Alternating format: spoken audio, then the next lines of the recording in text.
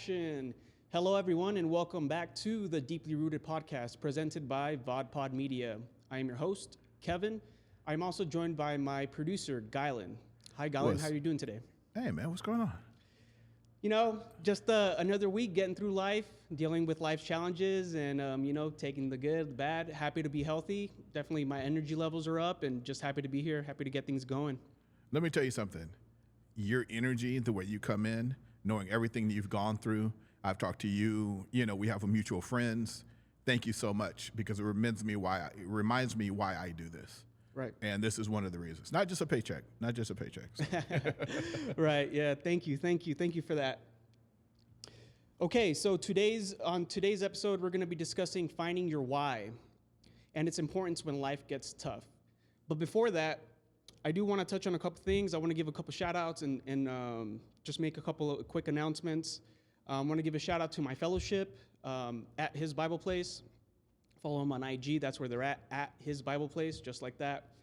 Every Saturday we get together and just a group of peers, all trying to work forward, move forward, and follow the Word of God. And that's what we're doing. And so I'd like to invite anybody out here in the local area or surrounding area here in San Antonio. If you're open and able to, definitely check them out, and we look forward to seeing you out there. Second thing, I definitely want to give a shout out to all my friends on the Cardano community. For those of you that don't know, Cardano is a cryptocurrency. It's a top 10 cryptocurrency, and I've been a community member for quite a bit of time. In 2021, when it was the bull market, bull meaning that numbers are just going up, and up. That's when my injury happened, and I was exploring that side of things, and then when I started sharing some of my experiences in my journey and what I was going through, they were always there, to kind of keep me in good spirits and always interested in what's going on in my life. And I've been supporting them, a lot of artists, a lot of companies that are doing things like Iagon or anything like that. So if you're not too familiar with cryptocurrency, definitely recommend checking them out. It's not just about like the financial side, number go up, you're gonna get rich off it, but there's actual concrete community behind it.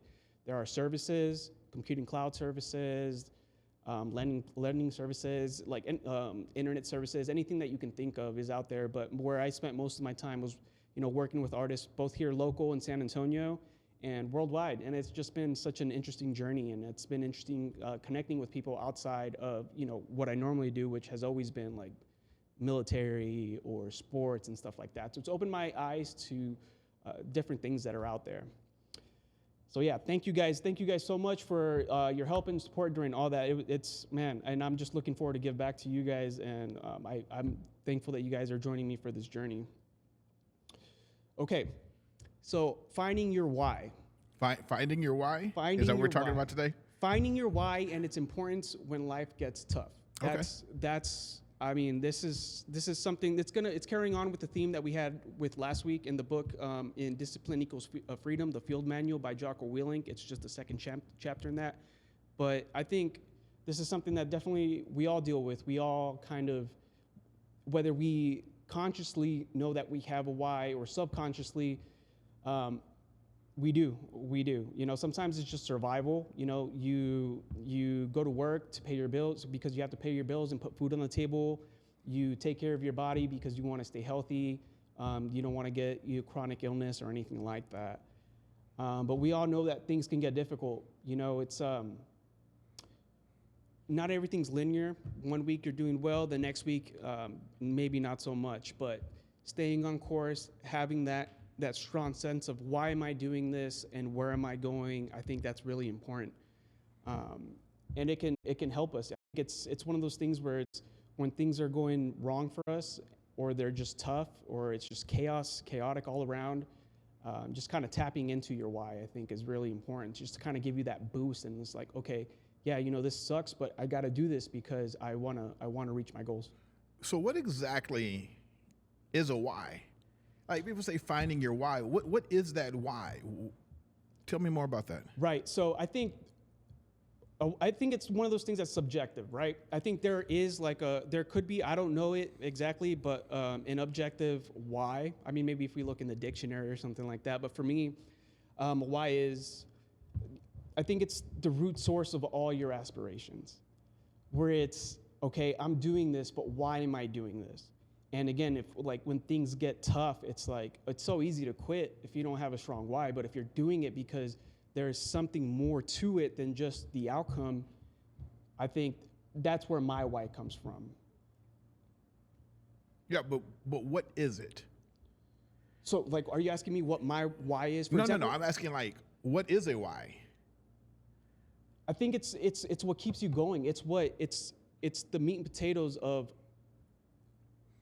your long-term goals. It's like, if you set your goals, why is it that you want to do that?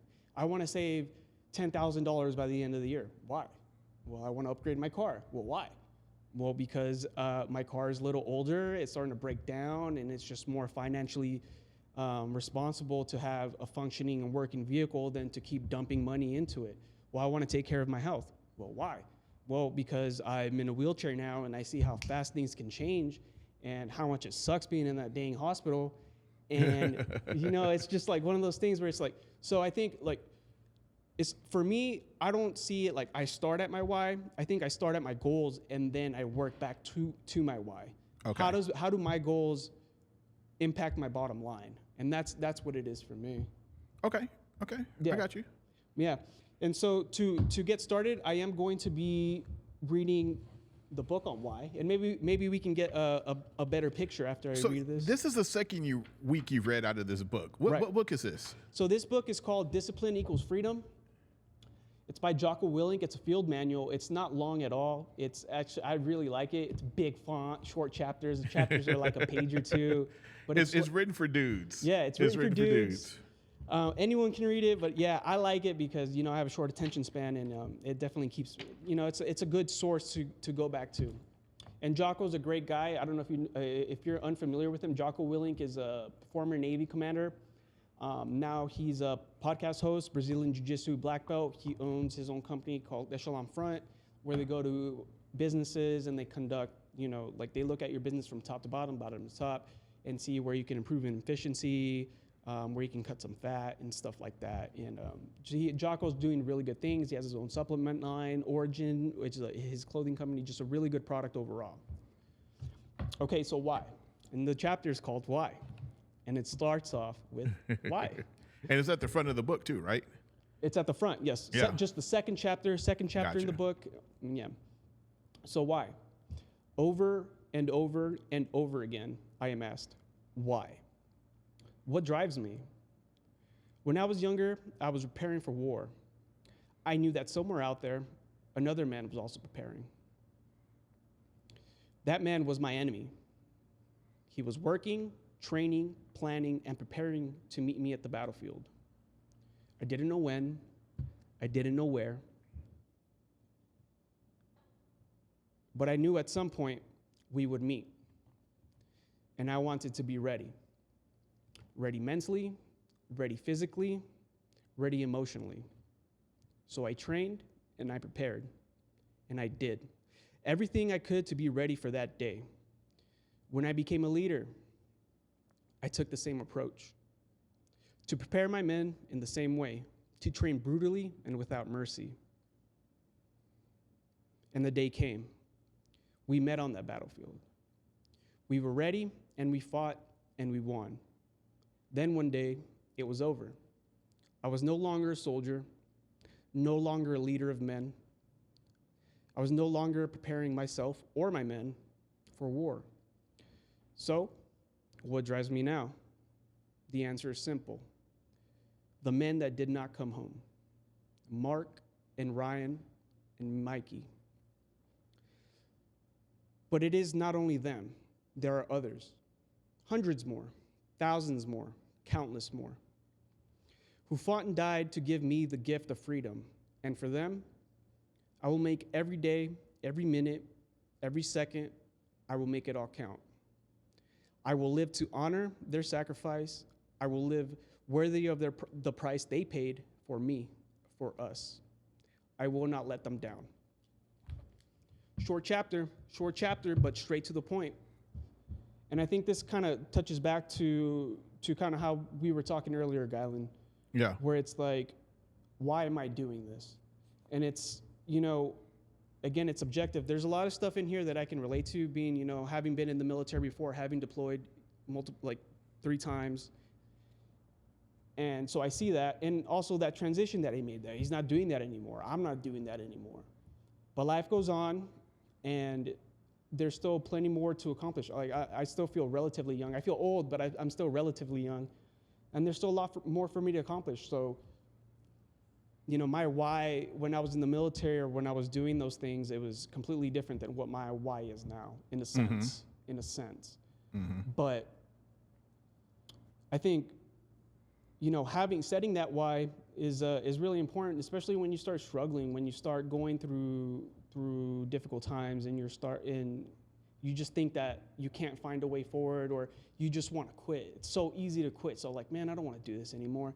But you still have that why, where it's like that necessity. What is, like, you have to pay your bills, you have to put food, you have to eat, you have to do so many things, and your why there may be completely different than your why for other things. The why you set for why you work out, the why you set for why you save financially, the why you set for many other things.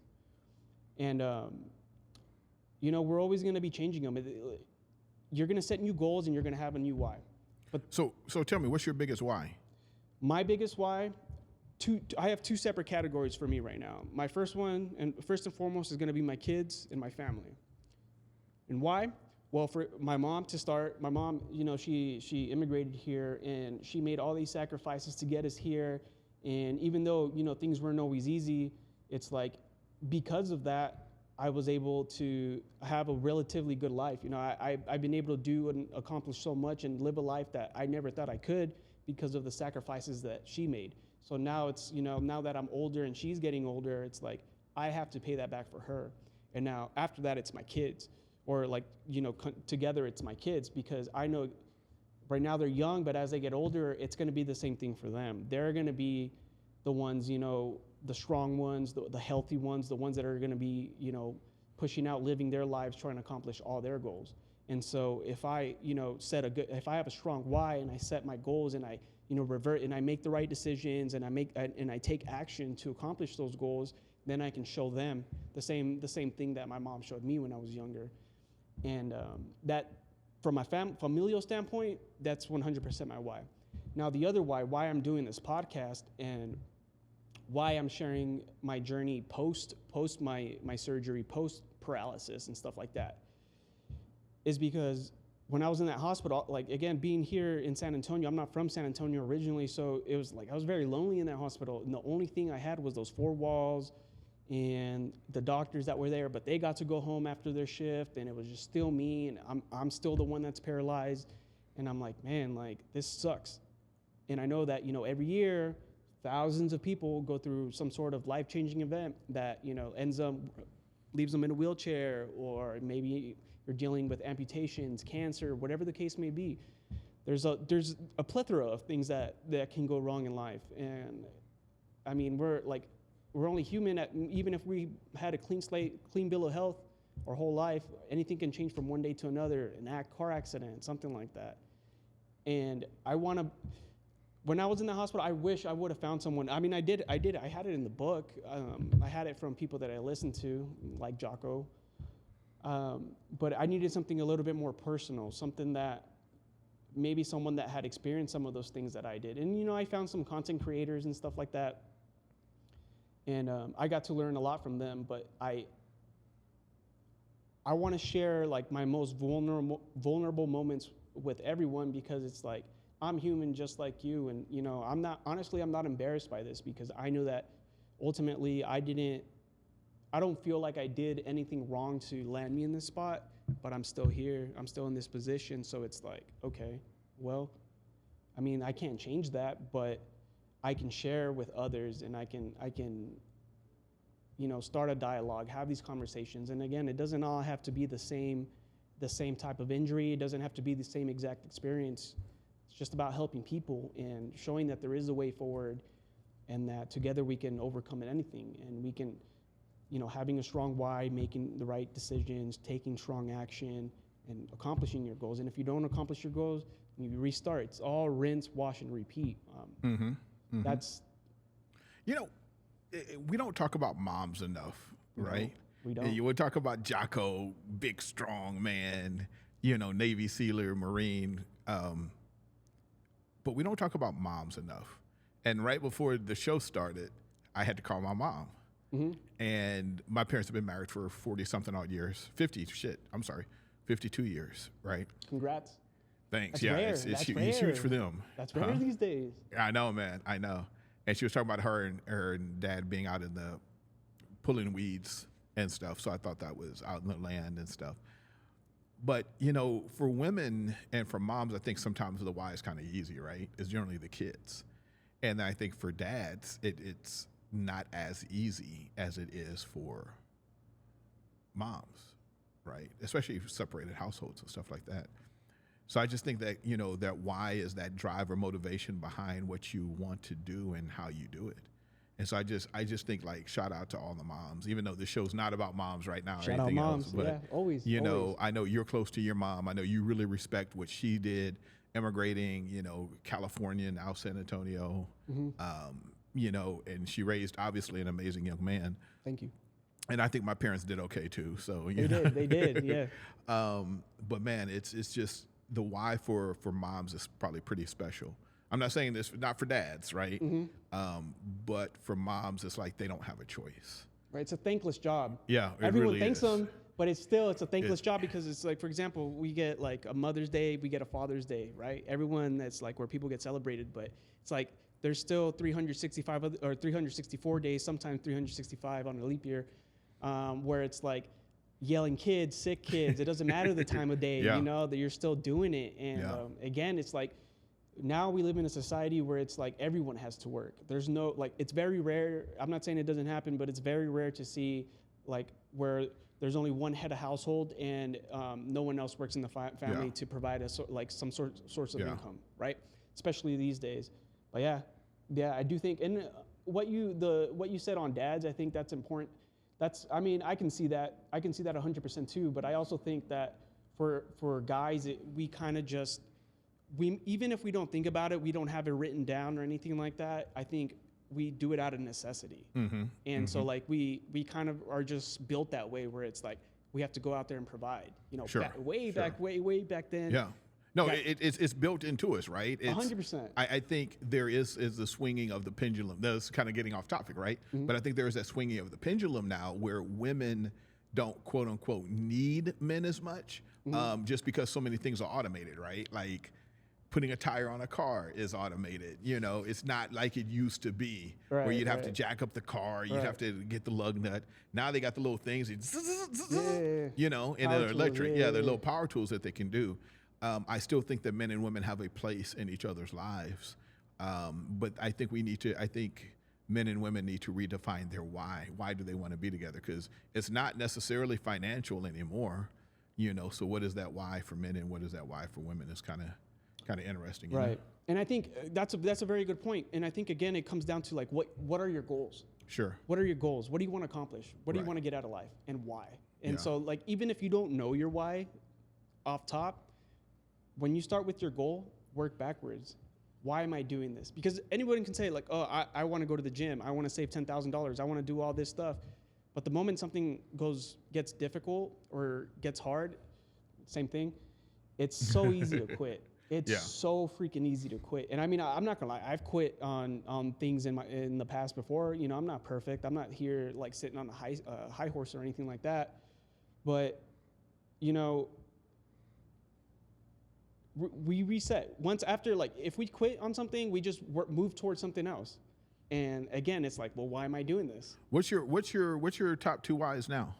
My top two whys right now are my family and helping others overcome these difficult situations, like just any kind of like chaos. Because man, I can't. I know I say it a lot, but I can't emphasize it enough, harp on it enough.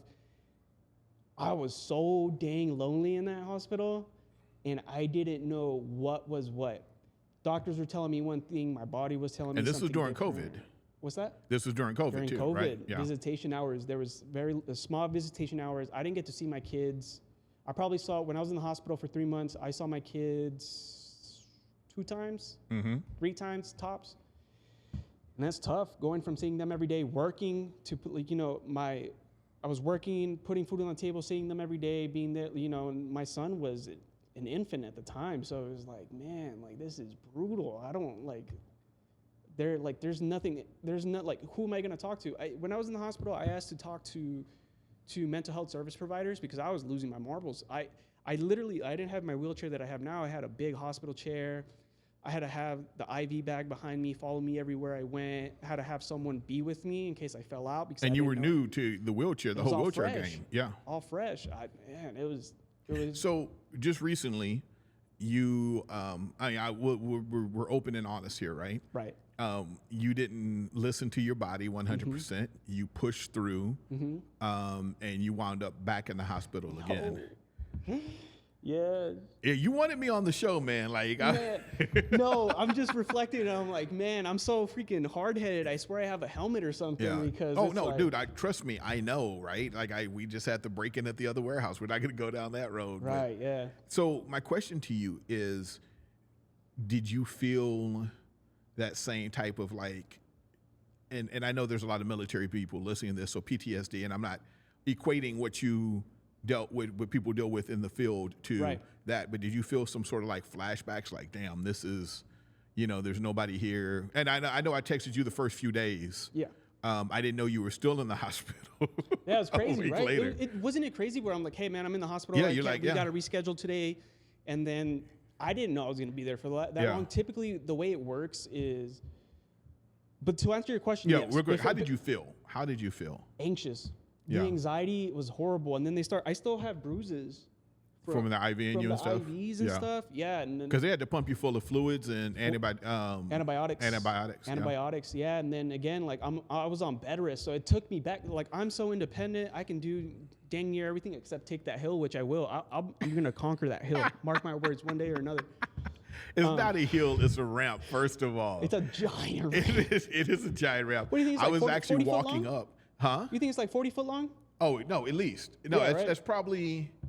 That's probably 70 feet. Dang. Yeah, it's a steep, long ramp, and I have to push him up sometimes. Yeah. Which is a good workout. Not push him up, but assist him in coming up, which is a good workout for me. But so you're independent, but you were stuck in the bed again, and it did take me back. Yeah. Maybe not in the sense where I'm having flashbacks or anything like that, but it was like, man.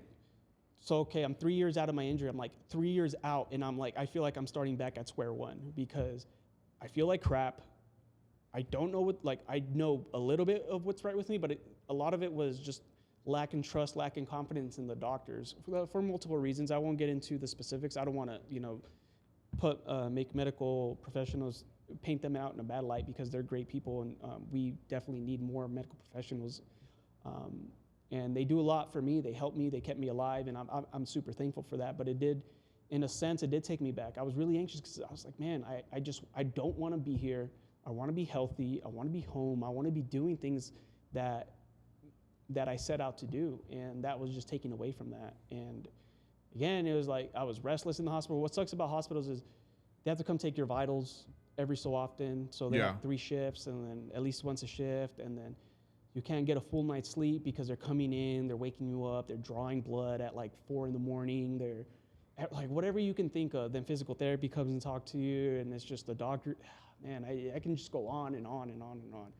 And I remember when I was in there, it was like my blood pressure started off normal.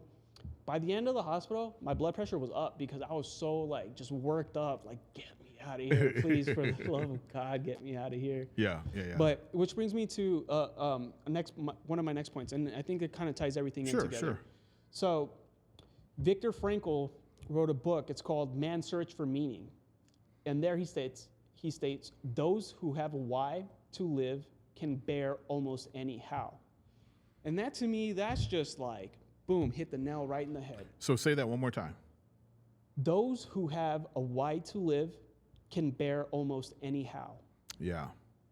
Yeah, because it's just one of those things, again, like, why am I doing this? What keeps you from quitting?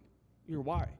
You can't just like, I know a lot of us, and I've gone through this too, where it's like we work in a job and we don't feel like maybe we didn't get the promotion that we wanted. Maybe that we didn't get the raise that we wanted. Maybe things are just going on. We feel like we're in a dead end.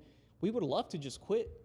We would love to quit and start all over. I can't tell you how many times. Maybe, I don't know. This is just me. Maybe my old caveman instincts coming in. I just want to go out and like restart and live in the wilderness. I would never do that. Listen, no, I mean, for real, it's it is one of those things, because I often wonder how manly I am, with all my tech and my soft hands, and would I be more manly if I could, cut down, which I could cut down a tree, right? There's nothing that I can't do as a man. It's just things I enjoy. I enjoy computers, but yeah, going out to the middle of nowhere, restarting, and I think one of my big dreams is building a tiny home community where people can come and chill and have, say maybe 10 or 15 tiny homes with the lazy river that floats around all of them and that connects them. Yeah, I got some crazy ideas, but I think that would probably be as close as I'd get to like. That sounds better. That sounds better than. So when I was working in air conditioning, I used to go out to Canyon Lake. For those of you that are not from here, Canyon Lake is a small city outside of San Antonio. Huge lake on there, and it's really popular during the summer for tourists. People go float the lazy river. People go kayaking. You can do just about anything out there, and they have almost like old school cabins where you'll have one main kitchen, and then you'll have bays, like rows of bunk beds and stuff like that.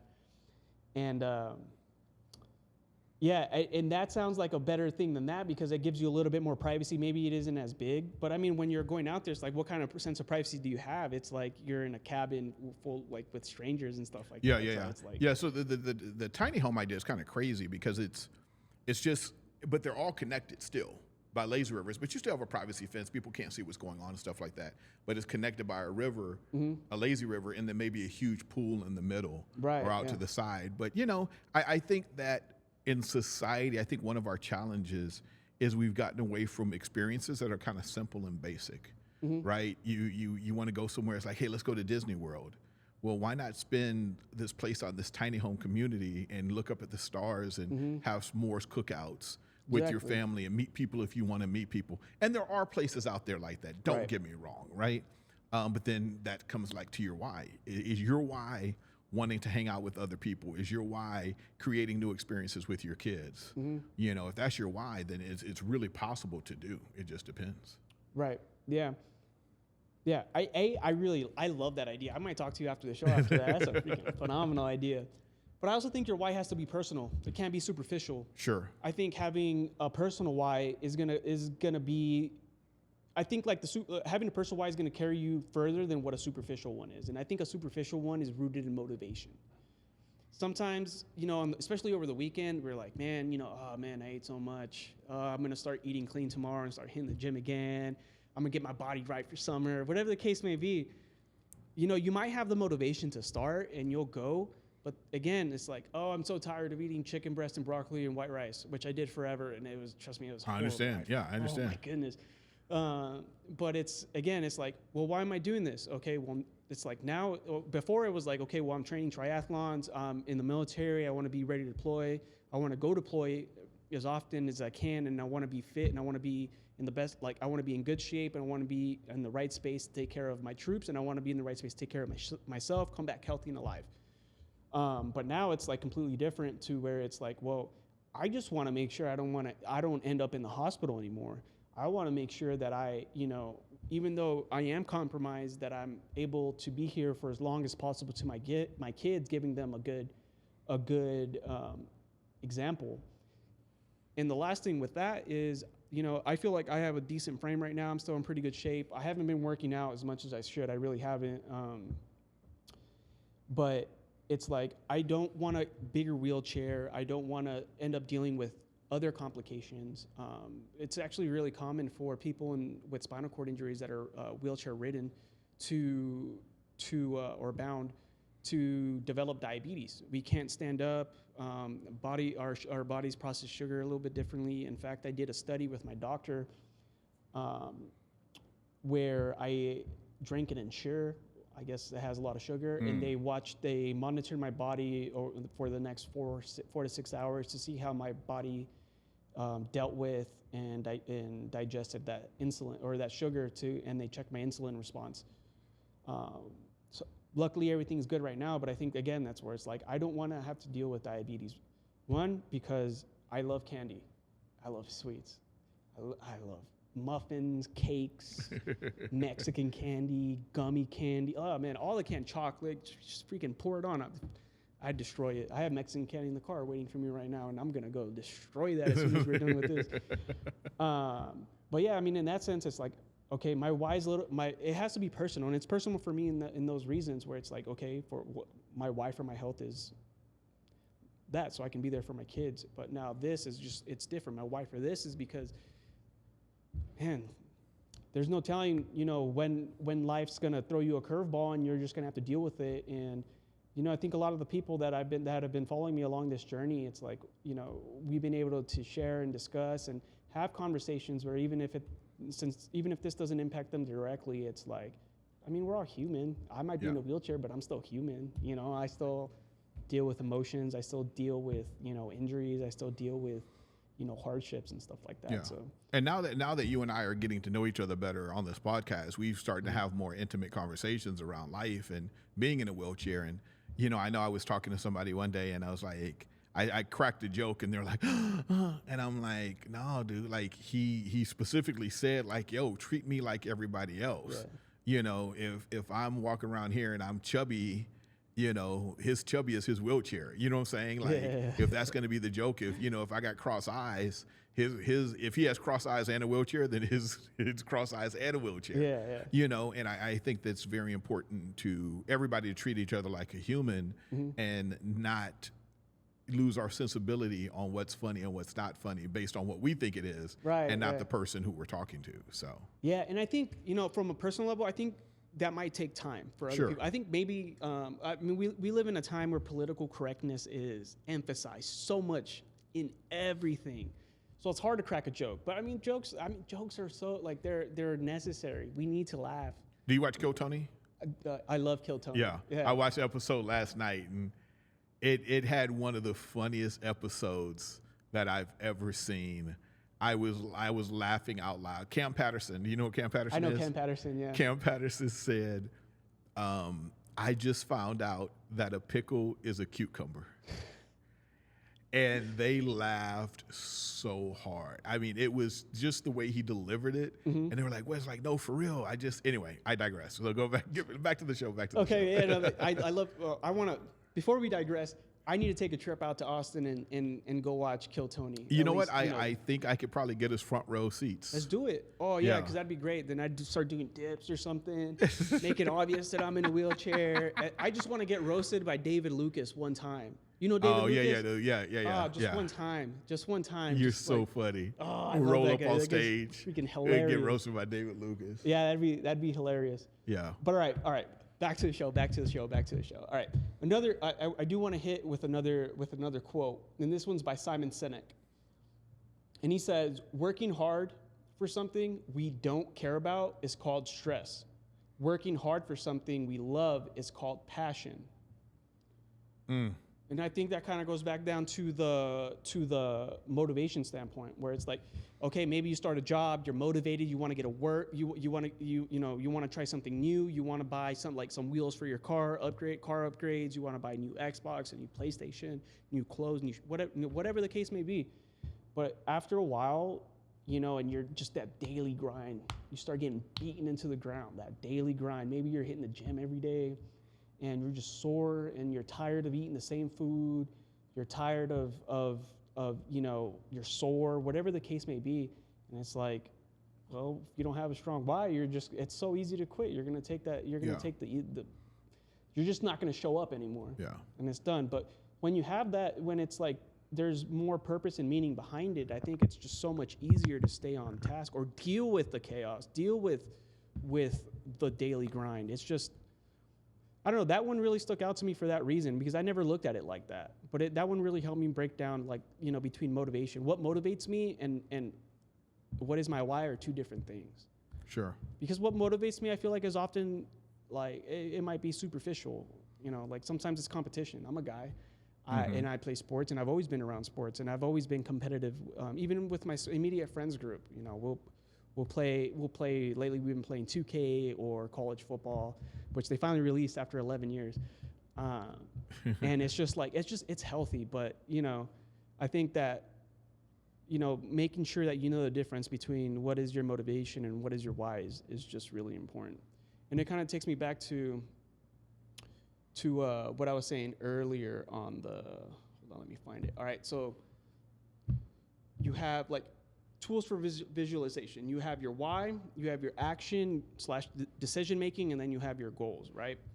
And then if you don't have a strong why, or if it's just motivation, then that's when it's so easy just to be like, well, I don't want to do it today. I can just do this tomorrow. And you start putting things off, and it might work for a little bit, but eventually you're going to be further and further away from your goal, and you're just not going to be there. And you're going to be like, man, 2 steps forward, 3 steps back, 2 steps forward, 3 steps back.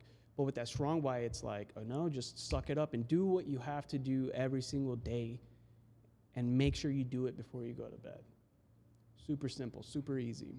So do you write down your goals? Do you write down do you journal and stuff? Yeah, so journaling, I'm somewhat inconsistent in.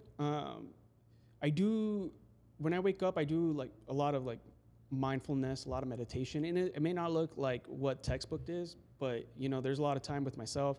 And instead of writing down a journal, I do write down, like, for example, what I have to do throughout the day.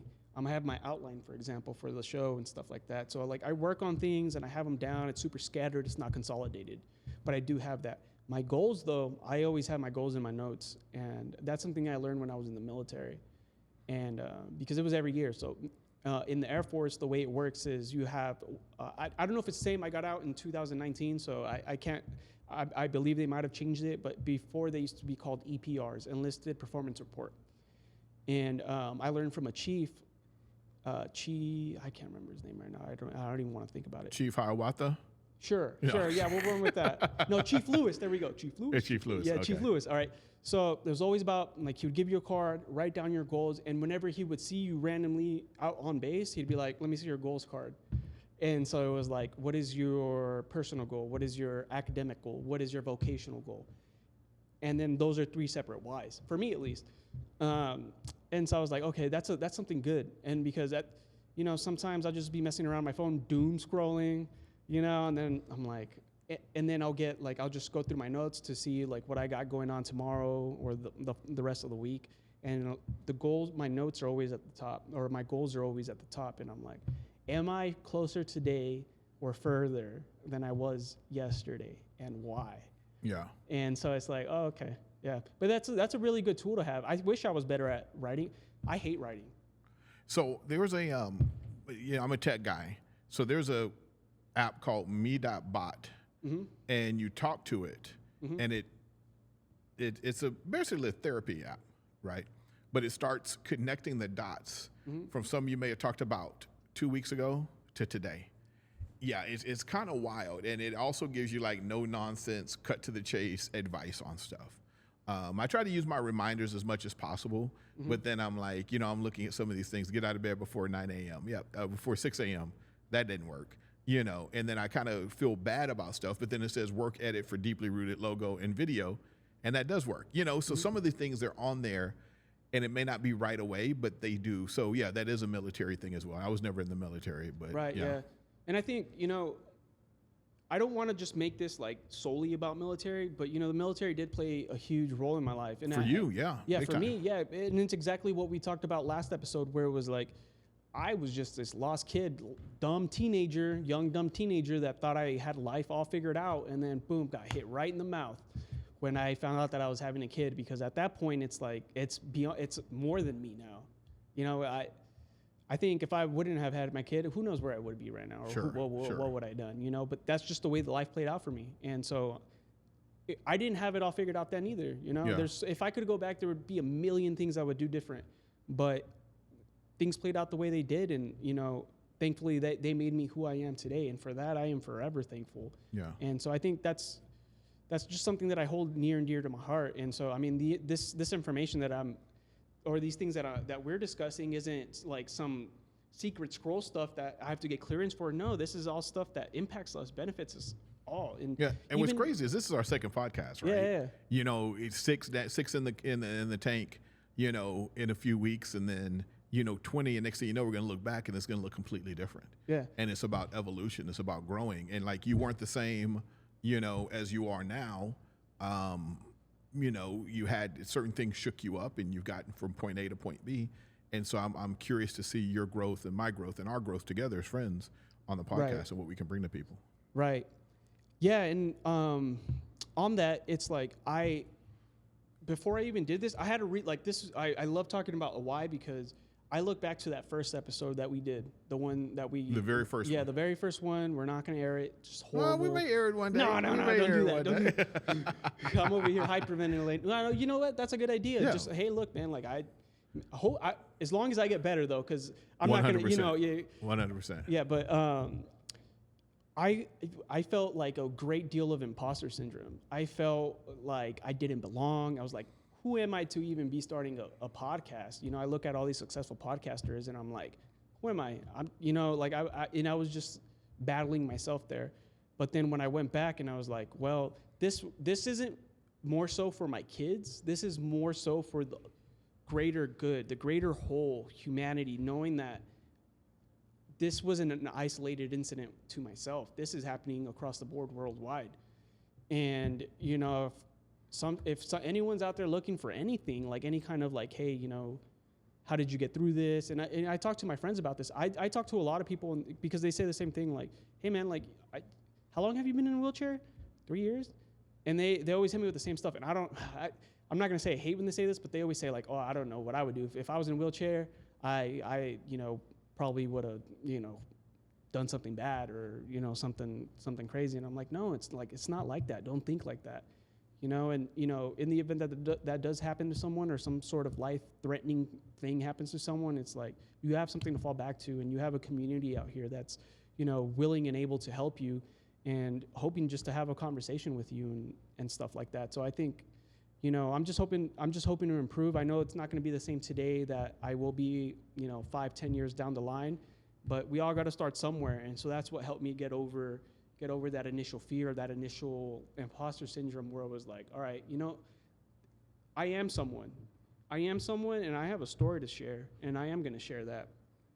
But yeah, and you may only do this for a year until the next thing comes on. Right. Or it could be 2 or 3 years or whatever else. We don't know. We never know. We try to predict the future, but the biggest thing is to stay in the now. Right, 100%. Right? And I one day, that's one of my philosophies that I really have down, which is, you have the past, you have the present, and then you have the future. And if you live in the past, then you're robbing yourself of the now, and you can never imagine the future because you're always living in the past. So that's a whole nother show to get into. Right. So let me ask you this. I know in the beginning you asked me, well, what is a why? Well, what is your why? Oh man. Because no, you brought up some good points, and I know last week we talked about this off air. And so, like, what is your why? Maybe it's not something that you think about like constantly daily, but there has to be something that keeps you going. Like, something that's like, you talked about the break-in at the warehouse. How many people would quit? Like, or did that idea ever come to your head where it's like, they stole my equipment? And the first year of building a podcast production studio, I wanted to just give up. If it wasn't for my buddy Maximo, I wouldn't be here right now. Right. I bit off so much more than I could chew. I'm in debt like crazy, and so now I'm working through certain things.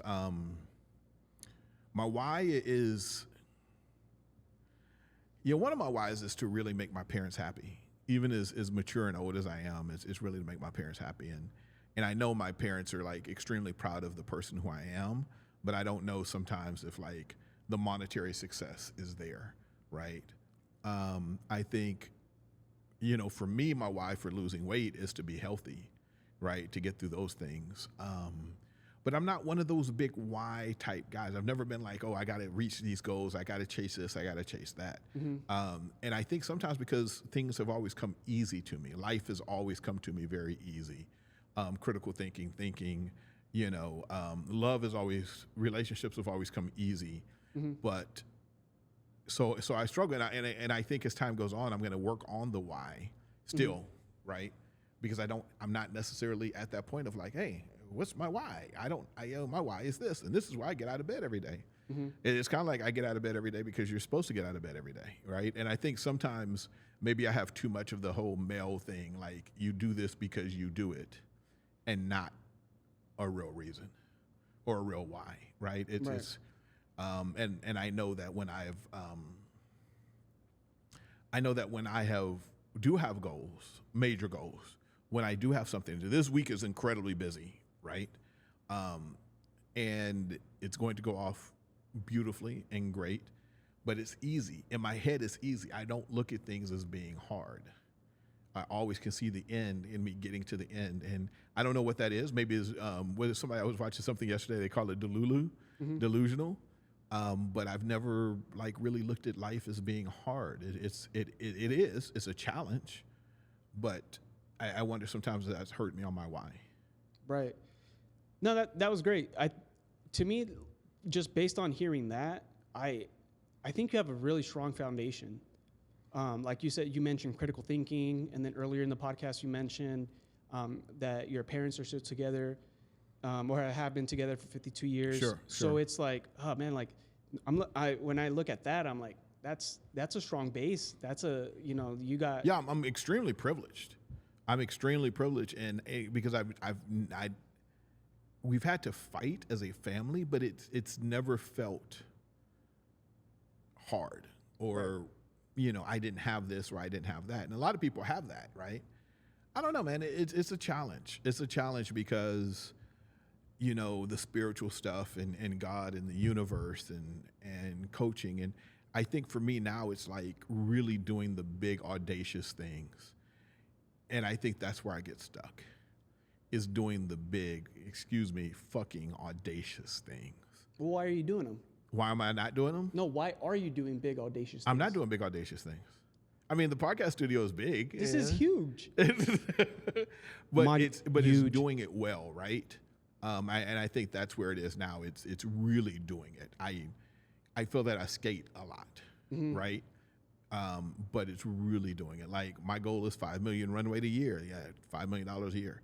You know what I'm saying? That's the goal. So it's stepping out and doing the big crazy ass things, and that's kind of where I'm at now. Well, why are you capping it at $5 million, or why did you set? It's just a number. It was 1 at first, 1.2, and now it's 5. It's really unlimited. It's 15. It's whatever. But is there a reason why the monetary compensation is that like why? No, sure, no. I mean, I would like to get it there and then sell it for double or whatnot. And then I'm not trying to work till 65. You know what I'm saying? Like, I don't think anyone. Yeah, and I think 5 because I know 5 I would be fine on. I don't need to be extremely rich. I don't need to be extremely wealthy. Right. I mean, that's extremely wealthy. $5 million a year is extremely wealthy. 100%. Yeah, 15 is extremely wealthy. But I don't need to be, $100 million a year, on my yacht and everything else. I can get a little yacht for 5. So what comes next? What's the long-term goal with that? Like, all right, pimp you out. Pimp me out? Yeah, pimp you out. Okay, no. I mean, at a personal level. Okay, so you wanna be able to get to a point where you're, bringing in extremely comfortable. Right, extremely comfortable. Extremely comfortable. And then after that, you're gonna sell it. Once that's all said and done, and what does retirement look like for you? And why have you worked so hard your whole life to get to this point? And set that goal so that you can just. Because I don't think life is about working hard. I don't think when I do something that is hard and I accomplish it, it's a beautiful thing. But I think we work ourselves into the ground. I really believe that everybody should be sitting on a beach somewhere or sitting in their happiness, 50% of the time and working the other 50% of the time. I think we should change the way that we look at a lot of things in the world. Because a lot of people are happy with nothing at all. Now that doesn't look like American happiness, but it is happiness, right? But if I would volunteer, I would volunteer a lot. I travel to other countries and I'd volunteer. I'd show people the importance of traveling. I'd show people the importance of love. I'd show the people the importance of communication. Like if that was my thing, and I got to where I wanted to be, that's what I would do. I would genuinely spread love and kindness, because I think without that, and some people can look at it as God, right? But without that strong center of love, kindness, God, we have nothing. Mm-hmm. And so that would, it always goes back. Like if I did say what my why was, wow, that's okay. I see what you did there. You keep making me want to peel the layers back because I just want to keep asking why until I get to that love, point. It's love, happiness, and joy. It's literally to spread love, happiness, and joy, and help people find their God, their universe, their center. Because I think, especially men, we need to talk and communicate a lot more with each other. 100%. A lot more fellowship. I agree. Right. So so that's so my why is I want to spread love, joy, and happiness throughout the world. Right. Listen, dude, I just got a mixer, right? Yeah. Like 90, I was laughing. 90% of the time, I'm literally going to be DJing happy-go-lucky music, manifestation stuff, really, but cool hip hop beats. And then 10% of the time is going to be ratchet stripper pole music. I love it. Yeah. So no, man, I've always, and I think I just need to lean into the joy and the kindness.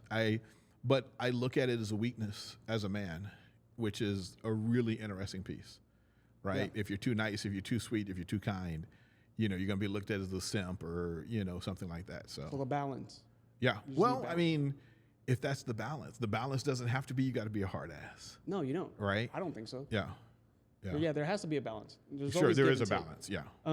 Actually, there's a community member in Cardano. Her name is Alexia. She has her own NFT project, PFP project, and she's a 3D artist. That's what she does. Okay. She's made films or worked on films for Pixar and stuff like that. Oh, and wow. so she goes into, and she hosted a space, and she goes into the yin and yang, the masculine and the feminine energy, and how it's always like, a constant. You got to find the balance in between. You can't always be like pedal to the metal, hard. Right. And you can't always be soft. Yeah. There has to be a balance in order for things to get done. And I think that goes, not just like personally, but that goes for like interpersonal relationships and stuff like that, or with your family and stuff. That's a very good point. I do like that. Yeah, it's interesting. Now that I'm in a spot right now because I'm thinking. Yeah. So Yeah. All right. So, closing remarks. Just want to summarize. Today we talked about our why, or finding your why. I did read from the book Discipline Equals Freedom, the field manual by Jocko Willink, talking about our why. His why. He gave his own personal story on how his why impacts him, why he's doing the things he does, and how the things change, because at one point he was in the military, he was a commander, leader of men, doing this, that, and the other, and then at the next point he's not that anymore. He's retired, he's doing something else, and so we always have to keep reinventing ourselves and making sure that we have a strong why, so that when we set forth to accomplish our goals, we always have something to revert back to and kind of draw strength from when we really need it. And I'd like to end this by saying, a strong why grounds us, strengthens our resolve, and gives us meaning to our actions. And that's just the truth. Without the why, we're gonna fail. We're gonna quit. And I don't feel like I'm here to quit. I feel like I'm here to keep moving forward, to strive to be the best version of myself that I can be. And what that looks like for me might be completely different than what it looks like for you, but hey, we're all in this together some way or another. And, even though we live our lives in individual ways, as a community, we all deal with the same crap. Economy, taxes, you name it. It's just, just about getting through this together. And so thank you so much for tuning in today. If you made it this far, I really appreciate it. If you haven't already, please follow me at @_Kevin_IO on Instagram and X. And Gyland, if you want to.